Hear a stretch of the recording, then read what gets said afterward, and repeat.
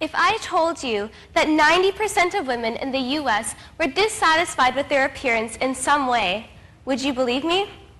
Well, it's true. And 2 years ago, I felt the same way about myself. I wasn't happy with how I looked. But there's a story behind this. You see, when I was 14 years old, I was diagnosed with an autoimmune condition called lupus. Pretty much, my immune system is messed up. My body fights good cells instead of bad cells, and this has the potential to cause inflammation in my body. And because of this inflammation that I did have in my body, I was put on a medication. And this medication, I had heard from others, had some pretty bad physical side effects. Side effects such as weight gain, side effects such as acne, and side effects such as a puffy face.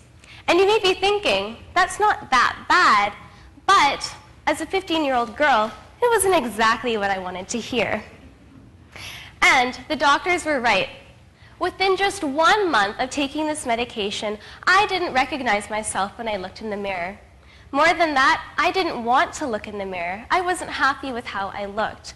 And I'd compare myself to girls who I'd see around my school and pictures in magazines and think to myself, why can't I look like that? And why can't I just go back to looking like the old Zoya? Funny enough, when all of this was happening, I realized something absolutely amazing that made me almost thankful for this experience. You see, the people in my life, such as my family and my friends, were so uplifting and positive about everything that I was going through, and a lot of them didn't even know what I was going through. They made me feel so good about myself, and I realized at that moment the inner beauty of each one of my friends and family, and that's also when I realized the inner beauty within myself. And that is why I'm here to talk to you today on the idea of what I call Simply You. It's on finding true beauty within yourself and discovering unique qualities about yourself that make you who you are. So I'm going to ask you to close your eyes for just a moment. And I want you to think about what beauty means to you. Open your eyes. Depending on the environment that you've grown up in, your idea of beauty may be different than the person's next to you. Perhaps you thought of physical beauty, or maybe you thought of the inner beauty of an individual. Which did you think of first? Keep that in mind throughout this presentation.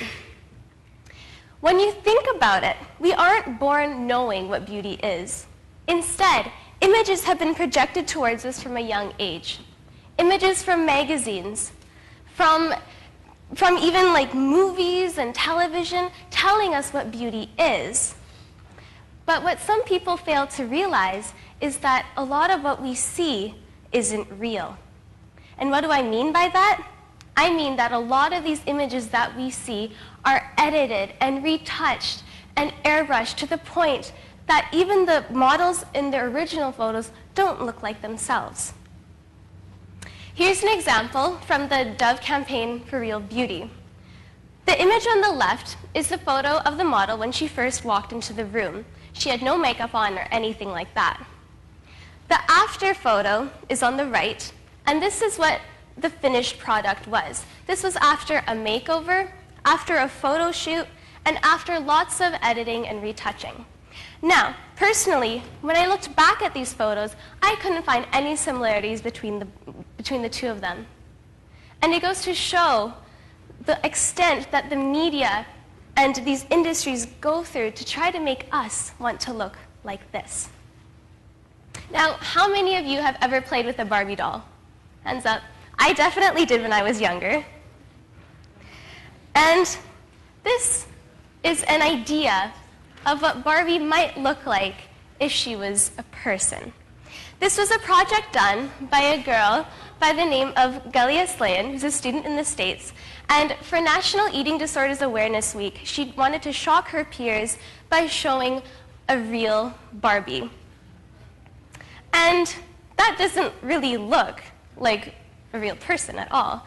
And though the proportions are not perfect, it's an idea. And did you know that if a real-life woman were to have Barbie doll proportions, that she would have a back too weak to support the weight of her upper body, and her body would be too narrow to contain more than half a liver and a few centimeters of bowel. A real woman built that way would suffer from chronic diarrhea and eventually die from malnutrition. Exactly. And Barbie sure does influence children. And maybe this is part of the reason why, according to the Canadian Women's Health Network, that weight control measures are being taken by girls as young as ages 5 and 6.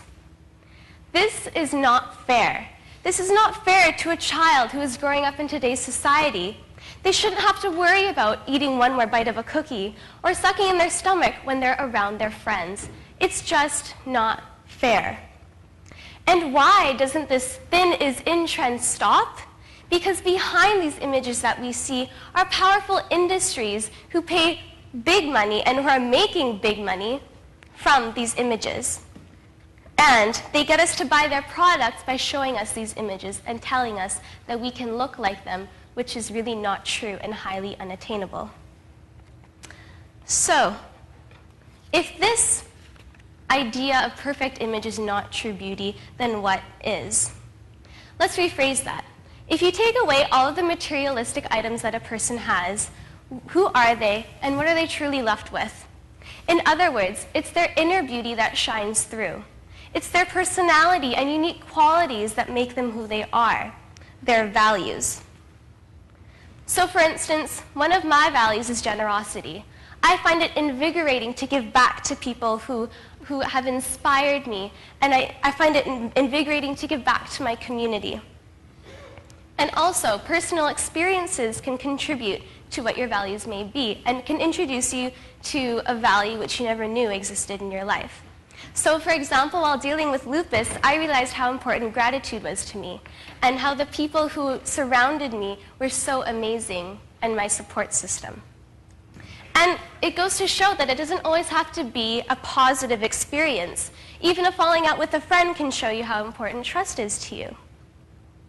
And when you learn about your values, you learn about yourself, and you learn about the amazing person that you are. And it can help you discover the potential that you have to do great things in this world. It can also help you embrace your unique talents that you never knew you had. And when you can be who you truly are and express yourself without having to worry about what others think, this is where true beauty shines. And to be who you are is the most beautiful person that you can be. Let's revisit the beginning of this presentation. I mentioned that when dealing with lupus, this was a challenge. But it was a challenge that I overcame. And even though lupus is a lifelong condition and that there's no cure yet, I have become more optimistic and driven because of it. I feel more beautiful now than I ever have before. Close your eyes once again. And I want you to think of the word beauty again and what comes to mind this time. Open your eyes. Hopefully, inner beauty has become dominant in that vision, and hopefully the image in your mind looks something like you, because you are beautiful. And I'm not telling you to stop reading magazines or wearing makeup or any of that stuff, because it is fun. But what I do want you to understand is what you're seeing on these glossy pages isn't real, but you are. You are authentic and one of a kind. In the words of Judy Garland, always be a first-rate version of yourself rather than a second-rate version of somebody else. Thank you, and remember to be simply you.